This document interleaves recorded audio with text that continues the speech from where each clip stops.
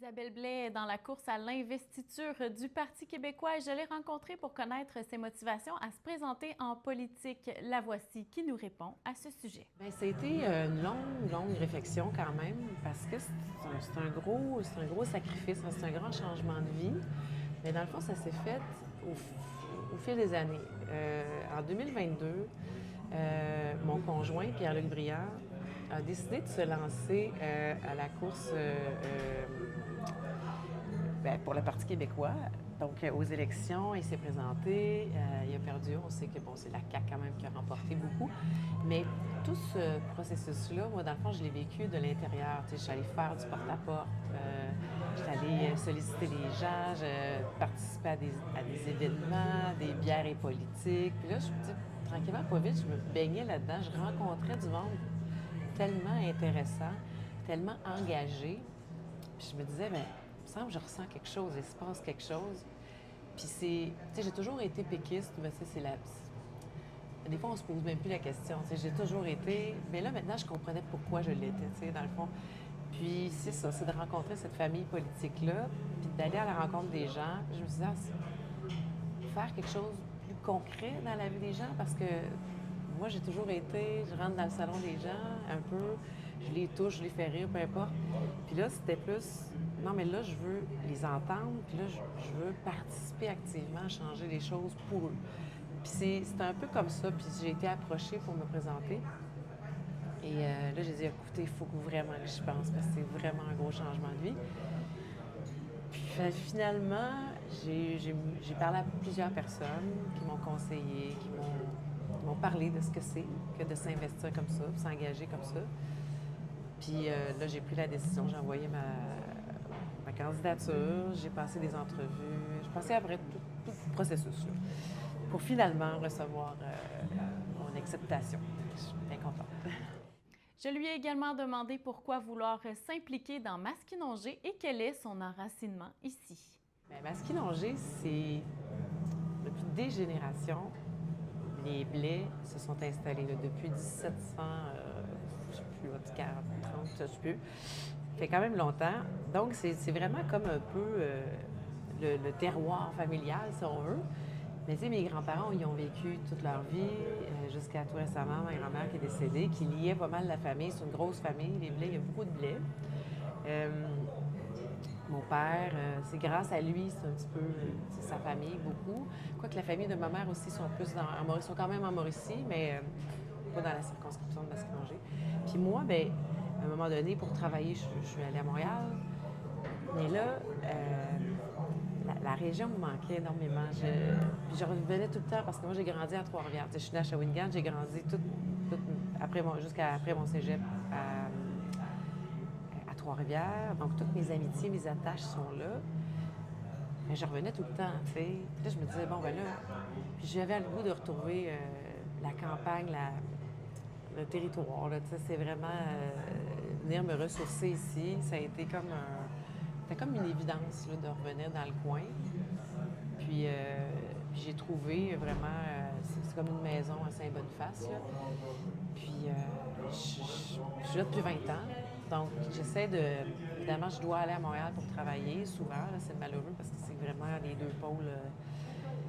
Il y a peu d'opportunités parfois en région, là, au niveau des tournages puis tout ça. Mais puis dès que je peux, ben là, je reviens. Fait que c'était comme un choix naturel, je trouve. J'ai voulu savoir quelles valeurs du parti la rejoignent le plus. Voici ses réponses à ce sujet. Je rêve que le Québec devienne un pays. Je pense qu'on a tout ce qu'il faut, puis on est tellement unique dans le monde, il faut se rendre compte de ça aussi, là. On a, d'abord par notre langue et notre culture. Moi, c'est sûr que c'est cette porte-là que j'utilise beaucoup, parce que c'est ça qui me parle. Ce qui fait qu'on est unique, c'est notre langue d'abord, nos expressions. Tu sais, j'ai fait un texte, vous irez voir ça justement. C'est avec Génération Oui. C'est non partisan, là, mais tu sais, c'est Génération Oui. Puis vous irez voir Isabelle Blais. Je me fais de la pub, mais ça vaut la peine. Les expressions québécoises. Je pense que ça a été vu par un demi-million. Puis il y a des jeunes qui m'en parlaient, parce que moi, je me considère plus tellement jeune. Et que de voir des jeunes dans la vingtaine venir me dire « Hey, quand j'ai entendu ton texte, parce que c'est un texte peut-être de 5-6 minutes juste sur des expressions québécoises, avec des expressions québécoises, puis que des jeunes viennent me voir, hey, écoute, ça m'a ému de me rendre compte à quel point on a une langue riche, puis qui doit être partagée, puis ça, puis je me suis dit, ah, c'est ça qui fait qu'on est unique. Oui, c'est nos valeurs, on a des valeurs, tu sais, bon, nous, on veut que l'État soit laïque, on sait très bien que, tu sais, dans les années, je sais pas, au début des années 40, 50, 60, tu sais, la religion était très, très, dans nos sociétés, c'était l'État et le religieux étaient ne formaient qu'un. On s'est comme sorti de ça, on s'est émancipé. Je trouve que on a des belles valeurs, mais on a une culture unique. Puis évidemment, c'est une culture qui se fait avec tous les gens qui arrivent aussi, qui décident d'y prendre part. Ça se mélange. Premièrement, on vient des peuples autochtones, ce lien-là qu'on a eu avec eux. Tu sais, après ça, évidemment, les Anglais, on n'a pas eu le choix, on a été conquis. Puis après ça, avec les nouveaux arrivants, on est devenu un peuple tellement riche. Puis moi, c'est sûr que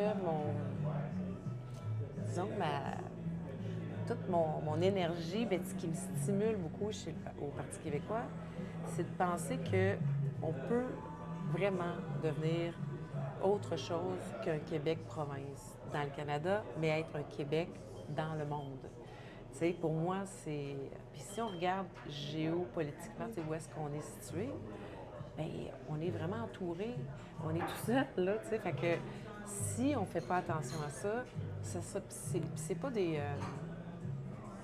je pense qu'on... C'est pas farfelu de penser que... Parce qu'il va y avoir un resserrement, un déclin à un moment donné, forcément, par la force des choses. Puis en plus, on a Internet qui, par l'intérieur, vient un peu nous coloniser, si on veut. Fait qu'il va falloir qu'on...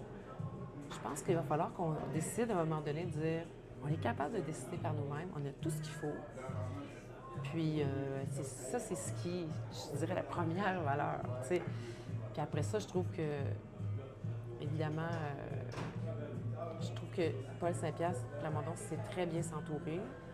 C'est un gars intelligent, puis il parle à l'intelligence des gens aussi. Puis je pense qu'on n'est pas con. On est capable d'entendre parler de souveraineté maintenant. On n'est plus en 95, là, on est rendu ailleurs.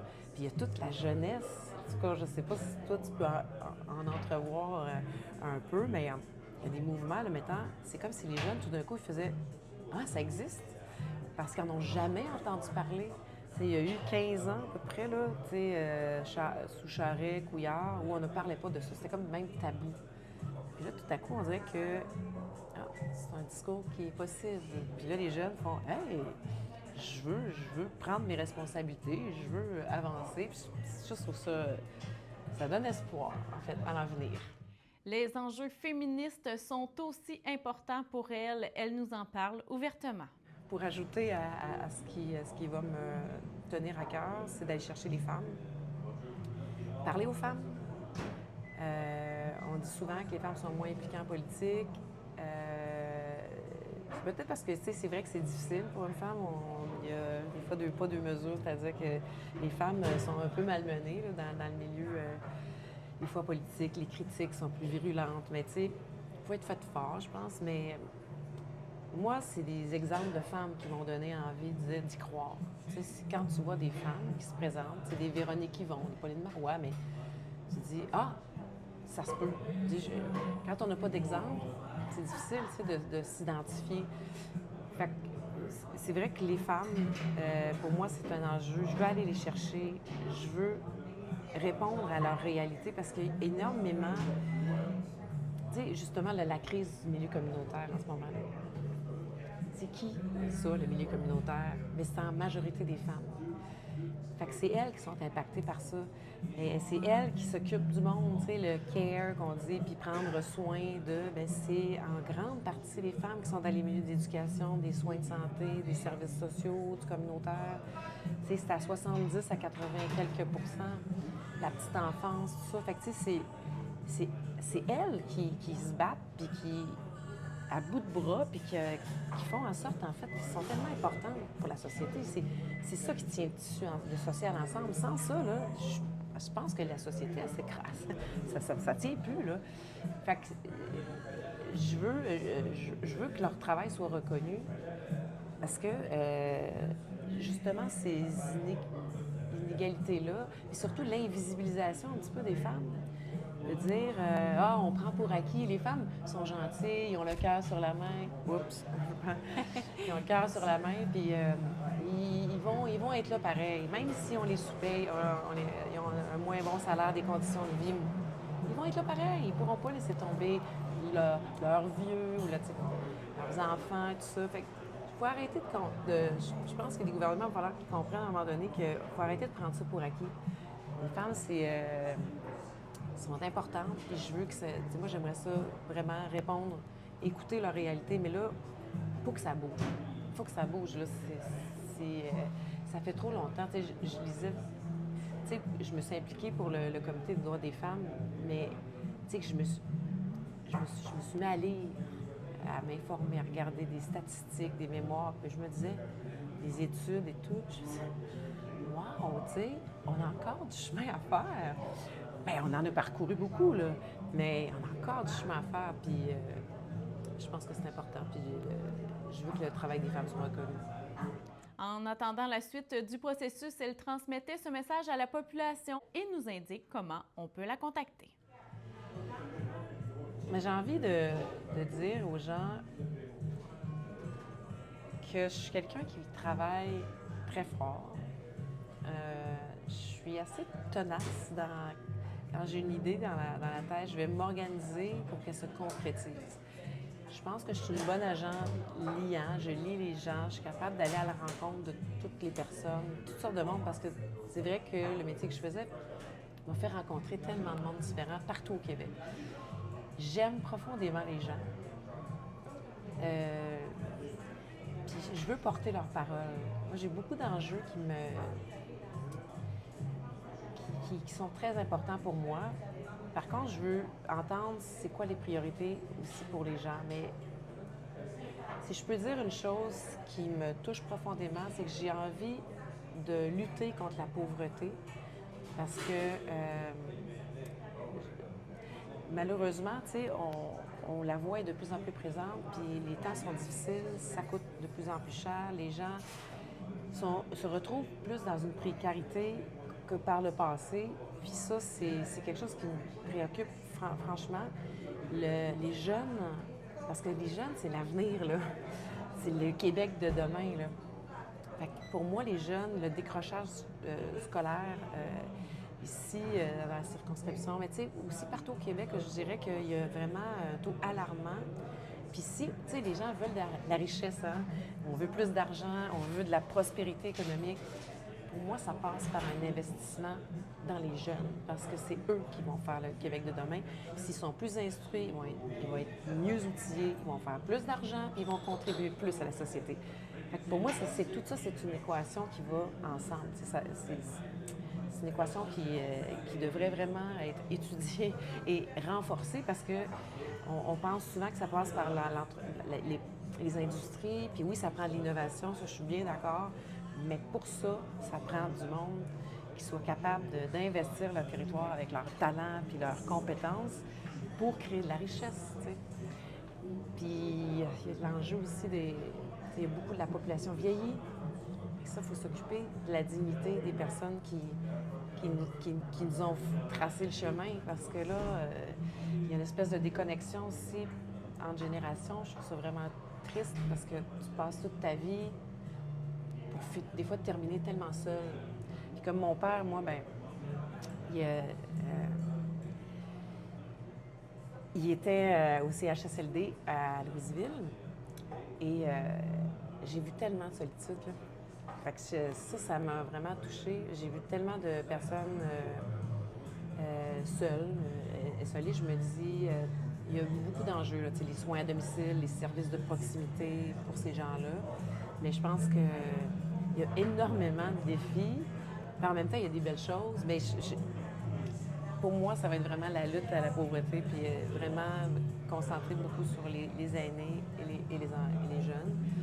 Et je sais que, tu sais, je veux dire, c'est un milieu agricole, hein, fait qu'on se cachera pas qu'il y a énormément d'enjeux par rapport à ça. Le climat, les inondations, le logement. Là, il y a plein de choses, mais je dirais que moi, ce qui me touche particulièrement, ça va être ça, la lutte à la pauvreté.